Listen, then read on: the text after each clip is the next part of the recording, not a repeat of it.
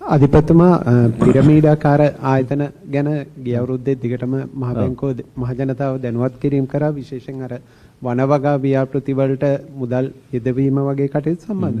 දැන් ගිය අවුරුද්දේ ඒ සම්බන්ධ ප්‍රගතිය කොහොමද කොච්චර නඩු පැවරීම් කරලා තියනවද? ඒ ආයතන කොච්චර හඳුනා ගැනීම අලුතෙන් හඳුනා ගැනීම කරාද කොහොමද? ඒක වැදගත් ප්‍රශ්නයක්. විශේෂයෙන් අපි දකිනවා දැන් මේ මෑත කාලයේදී විශේෂයෙන් ওই වැවිලි වගා කියලා ව්‍යාපෘති වලට ජනතාව යොමු කරන ඒවා තියෙනවා. මේ දැන් උදාහරණයක් විදිහට ගත්තාම අපි පේනවා දැන් මේ මෑත කාලේ විශේෂයෙන් මේ වැවිලි හෝ භෝගාශ්‍රිතව සිදු කරන ව්‍යාපාර කරනවා කියලා ඒවට අවශ්‍ය කරන ආයෝජන කරන්න කියලා එක එක යෝජනා ක්‍රම ඉදිරිපත් කරන එක එක පළාත්වල.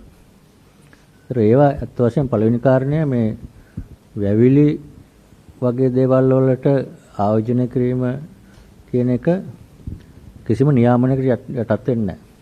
ජනතාව ඒකට මුදල් දැම්මොත් ඒ මුදල් ලැබුණ නැත්නම් ගිහිල්ලා පැමිණිලි කරන තැනකට නියාමනය නොවන ආයෝජන ක්‍රමයක් තමයි ඔය කියන දැනට පවතින්නේ.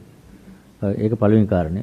දෙවෙනි කාරණය තමයි ඒ කියන්නේ මහ බැංකුවෙන් නියාමන කරන්න වෙන කිසිම නියෝජිත නියාමනයක් අතර නැහැ. ඒතකොට තමන් අවධානය ගන්න. අනිත් එක තමයි ඒක තියෙන අනිත් ප්‍රශ්නය තමයි මේ ඔයාලා අපි දකිනවා මේ ආයෝජන මුවාවෙන් නීති විරෝධී තැන්පත් එකතු කරන වගේ ක්‍රමවේදයක් තියෙනවා.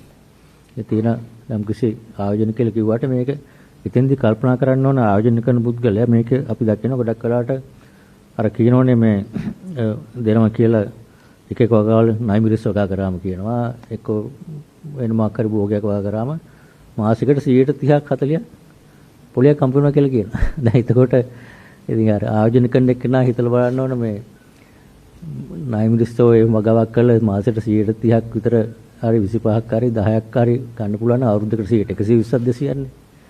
එහෙම ආයෝජන කරන්න පුළුවන් ඒ Tamanටම පුළුවන් එහෙම මුදලක් කරලා එහෙම ප්‍රායෝගිකව කරන්න පුළුවන් දෙයක් නම් ඒක මේක වෙන්නේ නැත්ත වශයෙන්ම එහෙම උපයන්න බෑ ඒ වගේ වගා ව්‍යාපෘතයකින් ඔච්චර විශාල උපයන්න පුළුවන් නම් ඒක විශාල කර්මාන්තයක් වෙනවනේ.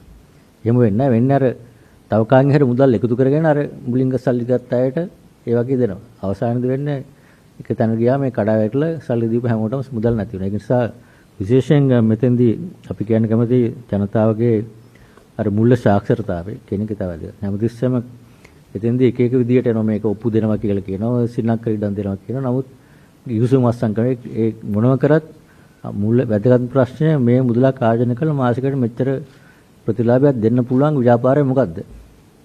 එහෙම ව්‍යාපාරයකින් ওই පොඩි වගාවක් කරලා පුළුවන් දෙයක් කරන්න.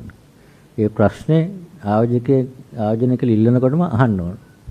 ඒ පිළිතුර ලැබෙන්නේ නැත්නම් අනිවාර්යයෙන් මේක පිරිමුඩ ආකාරයේ කාගෙන් හරි මුදල් අරන් ඒ පුලියක් ගිවාම අවසානයේදී ඒ සීල මුදල් නැති වෙන එක. ඒක නිසා තමයි ඒක වැදගත් ජනතාවගේ දැනුවත්කම. එතෙන්දී මම හිතන්නේ අපට ඒ සම්බන්ධ තොරතුරු ලැබුණාම අපි ඒ සම්බන්ධයෙන් පරීක්ෂණ කරනවා. දැනටම ඒ වැවිලි වගා ආශ්‍රිත ව්‍යාපාර සිදු කරන ආයතන පුද්ගලයන් 18ක් සම්බන්ධයෙන් විමර්ශන කටයුතු කරගෙන යමින් පවතිනවා. ඒතර ඒ ප්‍රතිඵල පදනම් කරගන්නමින් අපේ මුදල් ව්‍යාපාර පනත තියෙනවා නැවත ගෙවීමේ පොරොන්දුව මත මුදල් ලබා ගැනීම 2011-41 දරන මුදල් ව්‍යාපාර පනත අනුව නීති විරෝධී තැන්පතු ලබා ගැනීමක් වෙන්න පුළුවන්.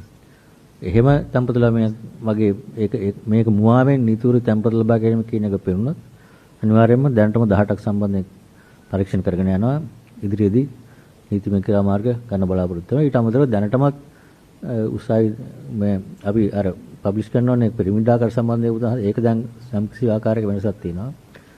ආයතන රාශියක් නීති ක්‍රියාමාර්ග අරගෙන නඩු දාලා ඒ ක්‍රියාවලිය යෙදෙනවා.